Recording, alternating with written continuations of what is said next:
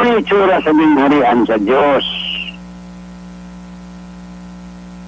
Nabuot sa Diyos, buot ni Kristo na ipapangita. Waadyo'y mangita ani.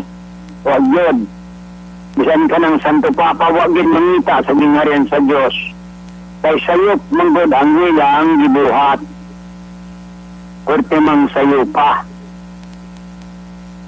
Nagtuo man sila ng mga larawan. Nagbibili man na sa Diyos.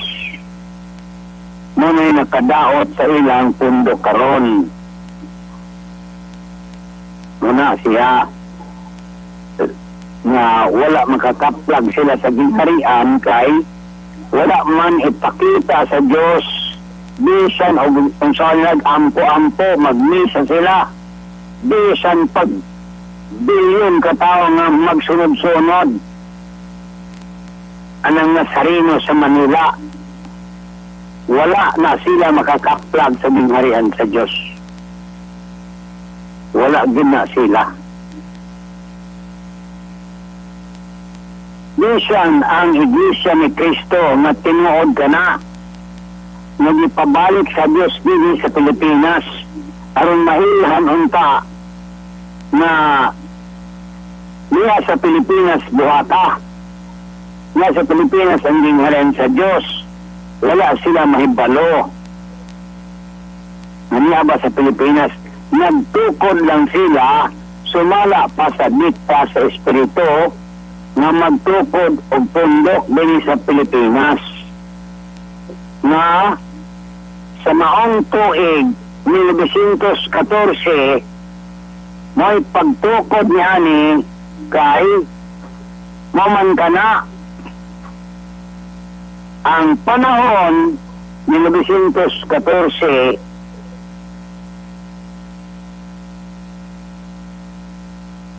ang pagbalik sa istorya ni Nabucodonosor.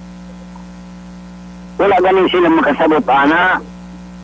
O makasabot na siya manalo, ana, makasabot.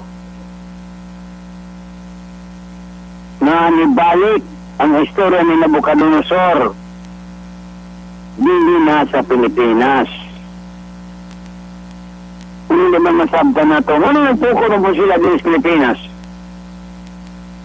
Na taga-Babilon na si Nabucodonosor. Tanawin ninyo ang pamilya sa mga Manalo. Ano na pamilya sa Pilipino? Pamilya man na sa Babylonia. Pamilya man na sa Iraq. Kaya repetition kani sa history.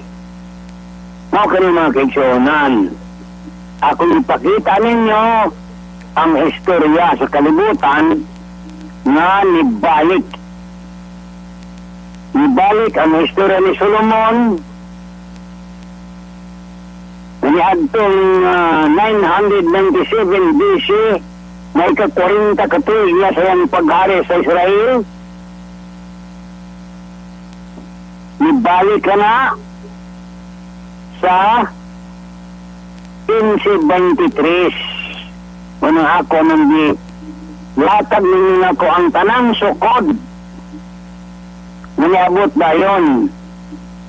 Ang 2013. Muna itsura. Dili mo magpasagad-sagad o istorya nga dili mo makamao. Pastilan kung laaya na, laay kayo. Mga ka na mga kaigsuunan, ako yung detalye ninyo. Kaya, ini akong gamay nga kaalam, gikan kini sa Diyos. Gikan. Ang akong maestro, mao ka ng Diyos, na dili makita. Busis ra ang akong gisunod. Mao ka na akong maestro. Mao nga dito sa eskwelahan, sa Espiritu, ako ang number 1 dito. Mamanggani nga ihatag sa Diyos kaning kaalam. Ang kaalam nga may gitawag kani nga wisdom. unang makamawa ko sa mga istorya sa kalibutan tungod anang wisdom nagyatag sa Diyos kanako didto kani ni Solomon. Bahala na di mo too. Wala ko magpatuo ninyo. Basta kinin akong pagsangyaw, wisdom kani. Unang walay nakakaplag sa gingharian sa Diyos, bisan pagkanang Santo Papa. Wala makakaplag kay wala siya wisdom. Wala siya kaalam. Nagyatag sa Diyos. Hindi ninyo anak pagpangita